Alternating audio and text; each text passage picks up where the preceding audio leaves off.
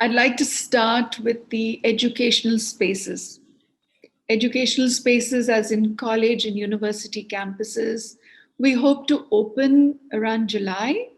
As director of a college at Hyderabad, and like thousands of universities and colleges across the world, we've been working online and opening up in short bursts to deliver practical training workshops. Our youth need assurances about their future. And how do we make the offline or on campus educational spaces safe again? That's a great question. Let's apply our three principles to this situation. Again, number one, you can't tell by looking at a person if they're infected or not. So in this case, you must remember you can't tell if teachers or students are infected. They may be infectious, but asymptomatic, which means they don't have symptoms like a fever or cough. So we must always be careful. Protecting yourself means protecting others. Second, the virus primarily spreads through the air. You get infected by breathing in droplets from someone else's breath. So with regards to educational spaces, always wear a mask when you're around others.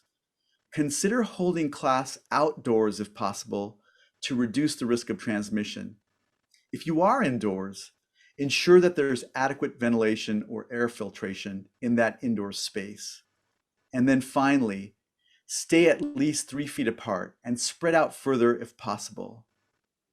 Also remember, keeping your hands clean can also prevent the spread of the virus.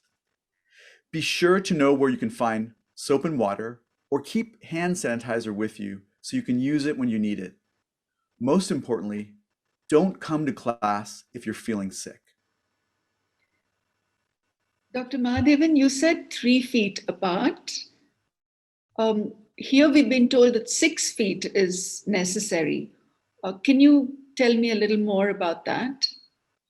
Amla, that's a great question. Originally, the guidance was to be at least 6 feet apart, but based on a study that was done in the United States where they looked at children who were masked and in classrooms where they had adequate circulation of the air, what they found was being only 3 feet apart did not increase transmission of the virus from student to student.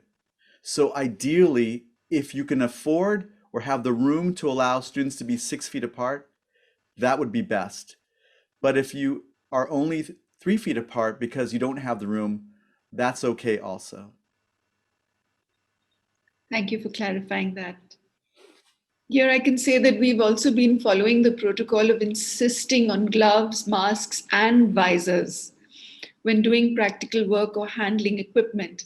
Is that necessary, Dr. Mahadevan?